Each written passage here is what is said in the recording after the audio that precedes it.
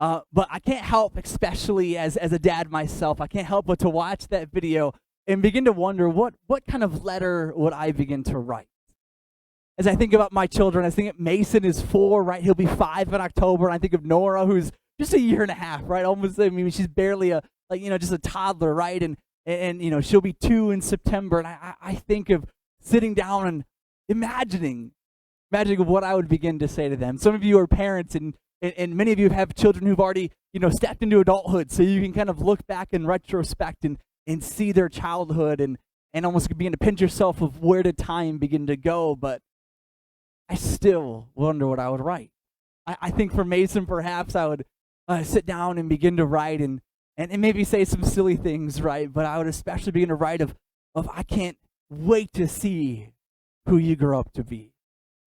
I can't wait to see how brilliant and how caring and loving you are, and I can't wait to see how God uses you. I can't wait to see how God leads you as a young man in the world. I would write with Nora. I would write, I can't wait to see how you'll be just like your mom. You'll be beautiful like her. You'll be so smart and wise and discerning just like she is. I can't wait to see the young woman that you become one day. I can't wait to see how God uses you in the world.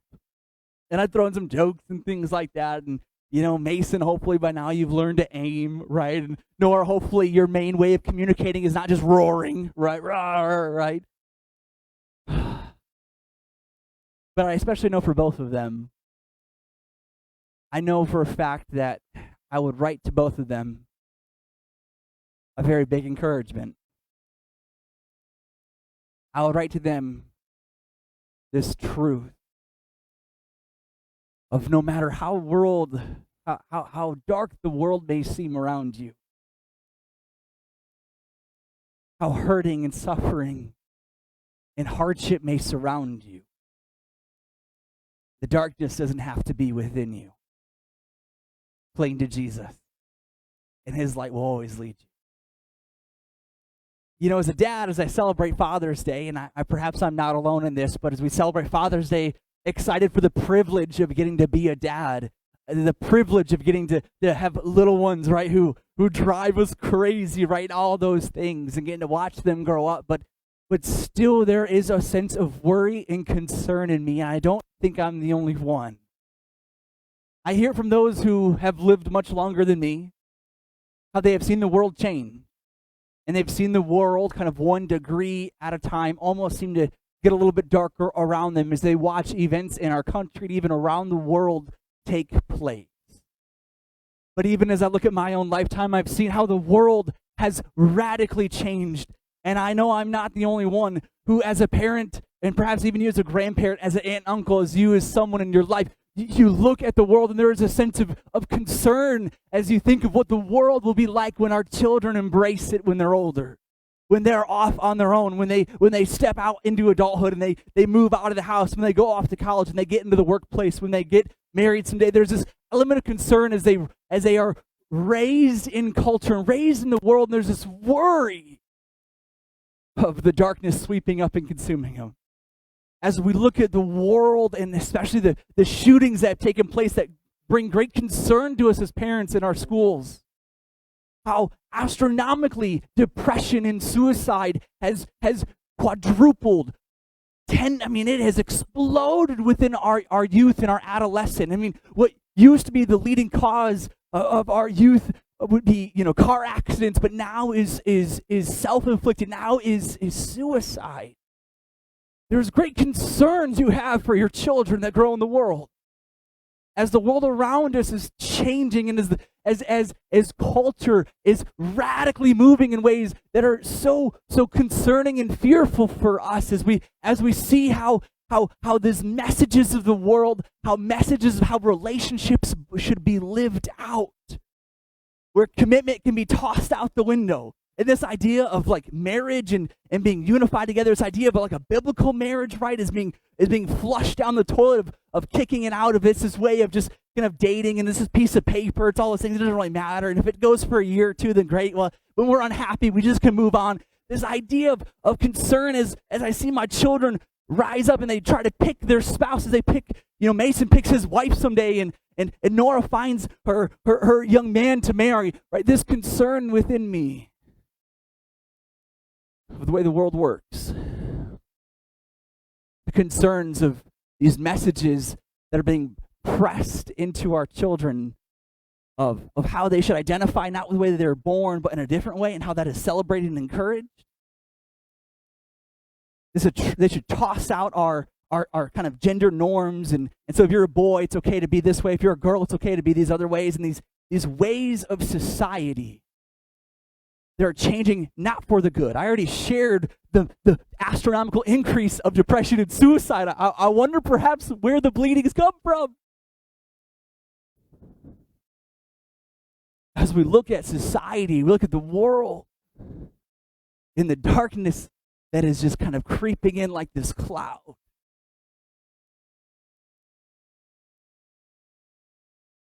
You see how society is very, very quickly being intolerant of the Christian faith.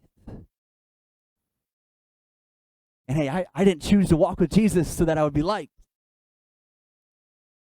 But we're experiencing this new sense of the world that when you choose to walk with Jesus and live by his ways, there's an immediate target painted on your back. I can't help but be worried as my children grow up and head into school and begin to make friends and all those things, and even as they try to pursue God on their own, the concern of them seeing the Christian church today and seeing how so many claim to have this belief in God, yet it's so much of a shell. It's so much of just a checking of boxes. It's so artificial. I wonder how so many of our youth are growing up and exiting the church in radical numbers, perhaps because their parents help them experience really who God is, not just this churchy stuff, but really knowing Jesus. This concern of me as a parent, as it seems like there is this white canvas and all this black ink is being poured out, and it is slowly, surely covering every inch. This concern of me, even as I celebrate Father's Day, and this worry for my children. And I know I'm not alone as you think of your own, as you think of your grandchildren, your nieces and nephews, your cousins who are much younger, even your siblings who are much, much younger than you. You see, I remember when I was a kid, we would go camping a lot, and living in the Midwest, we were those crazy people who always went camping when there was snow on the ground. I don't know why, right? I asked my parents even, like, why did you take us camping when everything is covered in snow and it's like 0 degrees?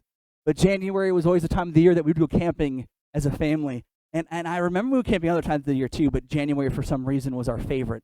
And we go camping, right? And we even like take some canoe trips and whatnot, but we go camping. I remember as a kid, we'd be sitting in our tent and you could kind of hear the wind, and you could almost kind of begin to see the snow settle and build up against the side of the tent. Neat. And I remember we had this lantern, and it wasn't fancy like the ones nowadays. It wasn't cool with solar panels or the LED lights or anything like that. It didn't have Wi-Fi built in or any of the USB ports.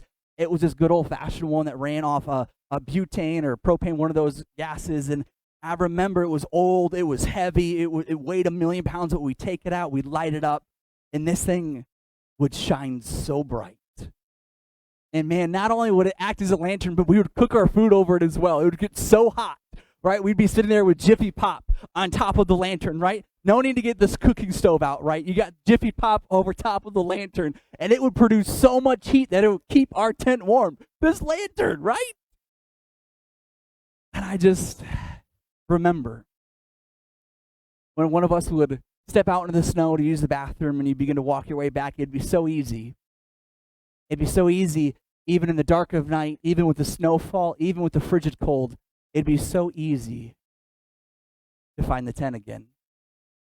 Because there was that lantern illuminating so bright, even in the dark and even in the cold. it'd be so easy to find your way back to the tent. To the hope for us, church, the hope for us is that even as the world is radically shifting and moving in ways that are very much against the way that God is trying to lead us into whole living, trying to lead us in the way that is not just right versus wrong, but a way that is safe and secure, a way that is genuinely peaceful. The safe and wonderful thing for us, the hope for us, church, is the reality that as we cling to Jesus and we walk in his ways, for our own self, the lantern burns pretty bright. And it's for us as parents, as grandparents, as we illuminate and we crank up that lantern as hot as we can get it.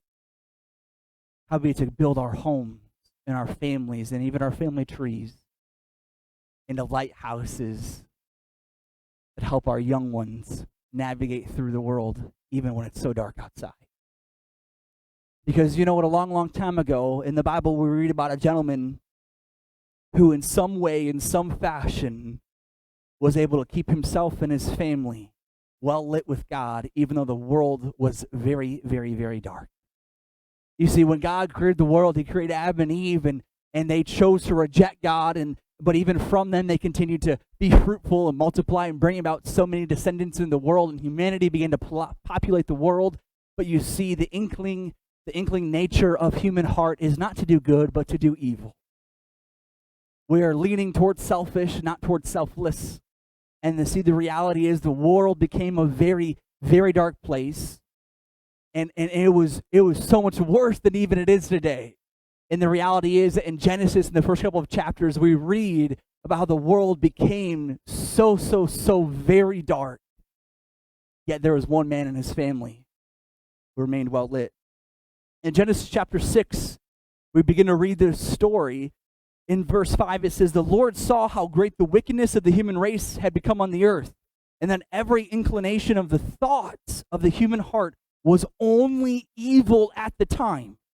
The Lord regretted that he had made human beings on the earth." Now, our God cannot experience regret because he knows. He knew the moment that he created Adam and Eve, what would happen throughout all of time. God is omnipresent. He doesn't only have these 2020 and past vision. He knows all of what is going to happen in the future, and all that is all of time. And the reality is that God uses the word regret to demonstrate the level and sincerity of remorse of his heart. God's not regretting in the way that we regret. Oh, shucks. I wish I would have known better. But he experiences such a tremendous amount of pain and remorse for his children as they're hurting themselves and others.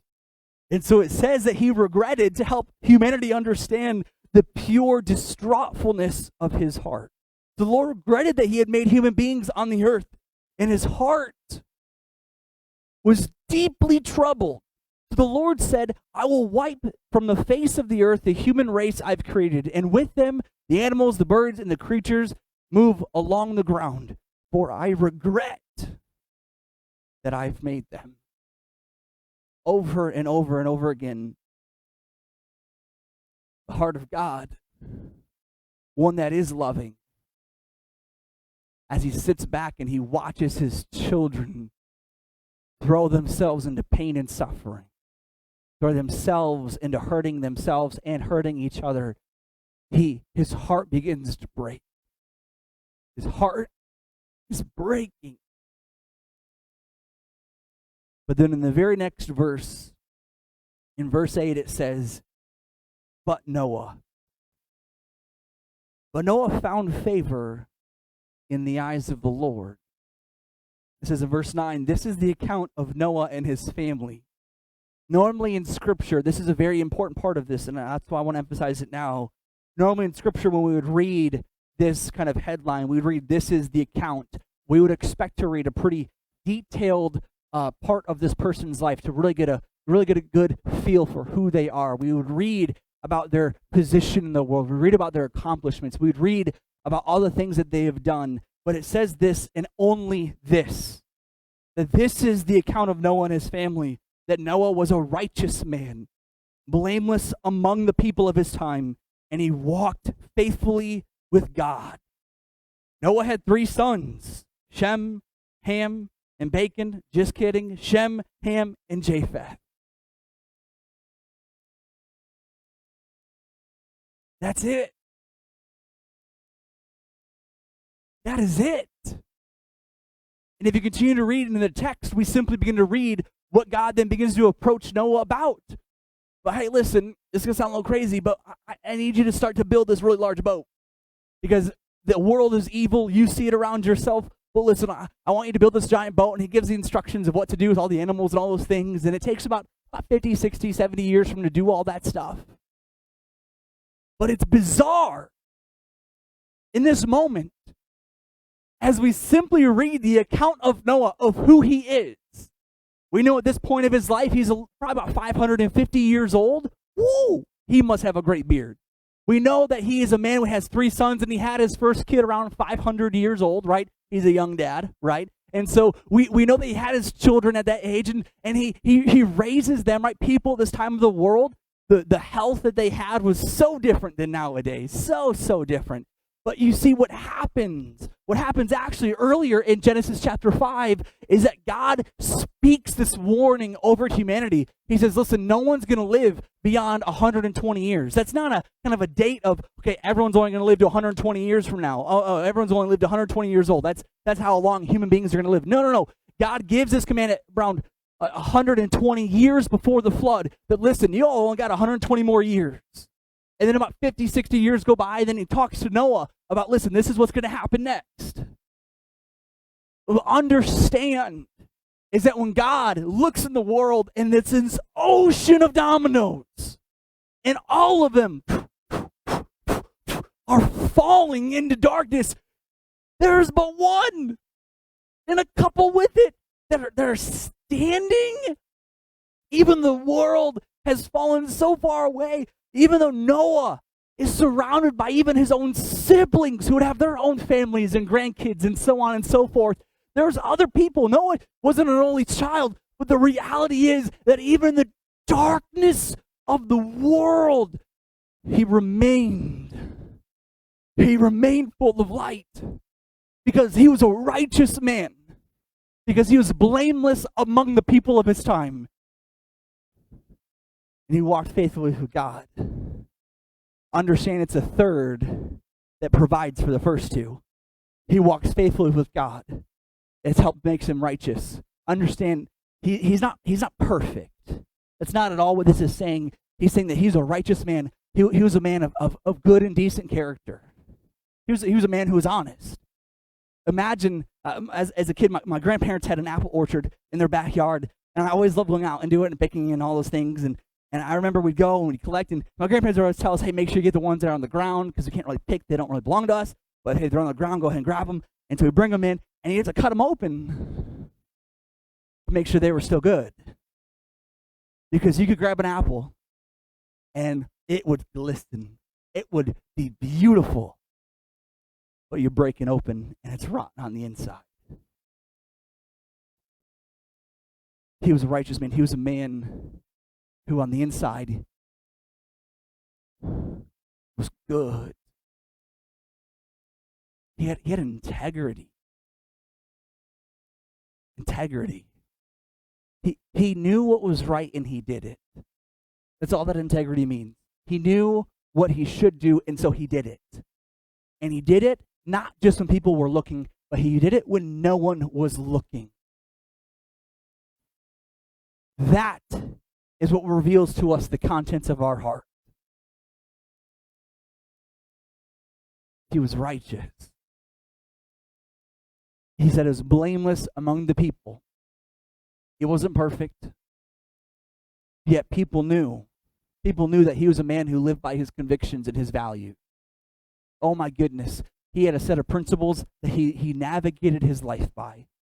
He knew what was right, he knew what was wrong, and he clung to those things. Oh my goodness, what a rare trait that is in the world today, being a person of conviction. That even if we were put in a situation that can compromise us. We remain straightforward. We remain dedicated. We know what is right, even though circumstance around us, even though the emotion within us is hoping or dreaming or wanting something different, we know. He was blameless among the people of his time, which really doesn't say, among his time. If everyone is like way down here and he was like right there, then that's blameless among his people of his time. That he was a person, and I emphasize this a lot, to humanize Noah. Because we often deify these people of the Bible who God elevates into the light. But the reality is that he was not perfect. He still made mistakes. He still made bad parenting calls. He still made bad decisions. But yet he still remained faithful to God. He led by convictions, and he tried his absolute best just to remain blameless among the people. That way when people saw him, they knew who he was. That the outside of his life matched the inside of his life. That the external, his behavior, his decisions, they knew that he would walk into work and he'd have a few grumpy days, but he wouldn't snap. He wouldn't go against his faith. He wouldn't go against the character he knew God was calling him to be and uphold to. He remained blameless, so that way when people make accusations about Noah, it would be like trying to throw Jell-O at the wall. It would just hit and slide down. But he remained blameless. Because people knew him. They knew what to expect from him. Could you imagine being so alone in the world? So alone in the world where your own family has given into darkness, but you're trying your absolute best to remain in the light. When even as a child in your family, you're trying to chase after Jesus, but your mom or dad quite isn't. Imagine the loneliness of that. Imagine trying to cling to the light, but yet Noah still did. Walked faithfully with God. Listen, we have a tremendous responsibility as parents, as grandparents, as those who are older in life, trying to be a community, trying to be a village that helps raise the next generation that we're around. We have such a great responsibility to do our absolute best to make sure our lanterns are bright and keep them in the light. To keep them in the light. To keep them in the light. Understand for ourselves, it is vital that we do what Noah did. And it's so simple. Remain faithful to God. Walk in his ways. Make sure the interior life is aligned with God. And watch to see how the exterior follows suit. Not that we are perfect all of the time, yet we try. And you see, what's so important for us as the adults in the lives of children is that as we keep our lanterns so bright, we create households, we create spaces like this, we create pockets in the world where we know when they enter in, they'll enter into the light, and it will be so good for them as we nurture them in the light.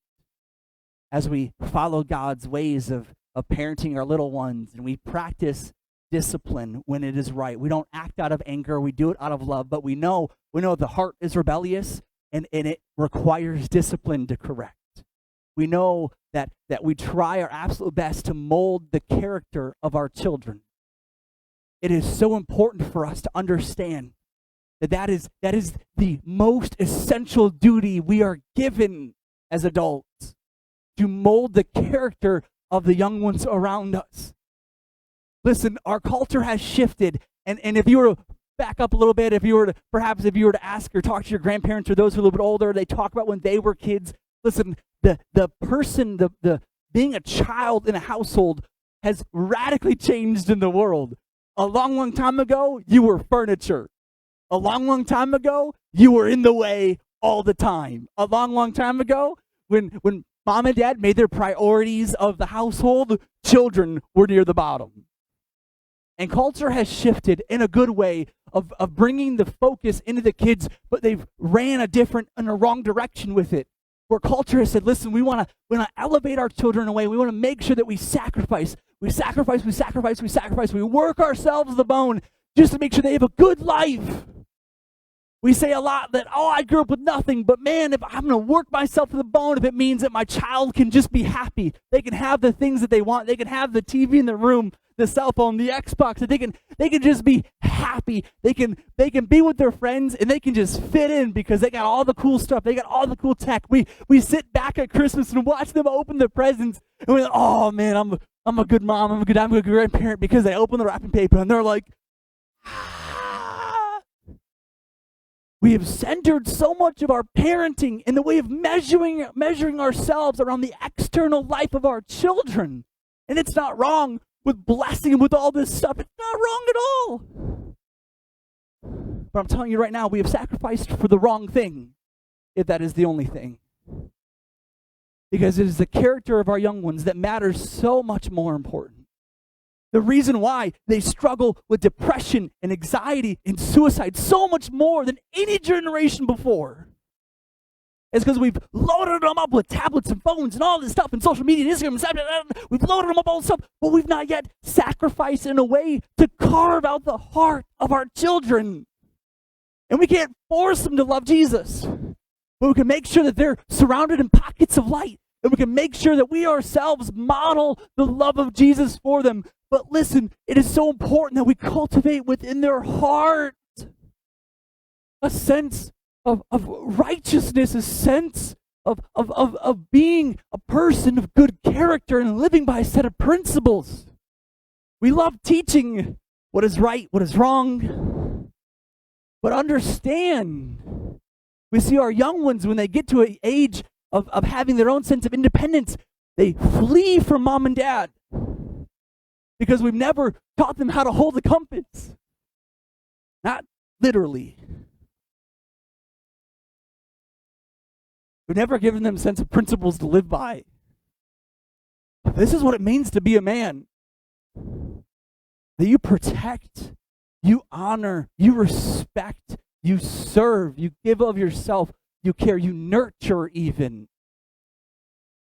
You be there when you say you will be. And when you commit, you hold up to it. This is what it means to be a man. And when we lead our young, this is what it means to be a woman. We walk in these things and we emphasize this is what it means to have a heart. To be a young lady in the world who doesn't sell herself just to be liked by people who are in darkness. No. But to be a young woman who can pull out her filter and know who is good and who is bad, they can discern well.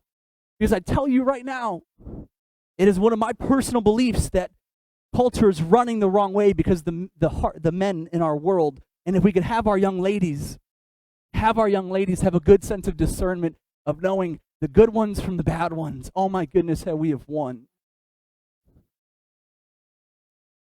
Teach for themselves how to measure themselves in their life, to embrace their passions, live for their purposes. Imagine if we carve these things out in the life of our children. Listen, it's good that we sacrifice. It's good that we try our absolute darndest to raise our children. But it will not be worth it if they step into the world and they're not ready. And even as they're young, the clock is ticking. The clock is ticking. Because one day they won't be. One day you'll blink. And one day they'll be in the driver's seat of a car. One day they'll have their first job. And man, how wonderful it would be to hear from their boss how good of a worker they are because you taught them to be. Oh. Imagine when you see them get that acceptance letter to college, or you see that they find their passions and they use it in the world, even if it's outside of school. Imagine if you see them embrace these things in life and are ready for adulthood. They're ready for it. Oh my goodness, how we have won. How we have won, church. May we create spaces of so much light. Make it the goal of our life to bring our children into these spaces, our home, their friends, or other people in the world, our church community, all these things, that they would be in the light as much as possible, because the reality is there'll be times where they step out into the darkness because they have to. School, sports teams, even a workplace, wherever. They'll be out in the dark. That is inevitable. But it is how we have dedicated ourselves in the time of them being in the light that prepares them for it. That way they can have their own little portable lantern. I remember as a kid when we got our own little flashlights and we do the flashlight tag out in the dark. They'd have their own little way of knowing where to go. What if we lived this way, church? How wonderful it would be. Can we pray together?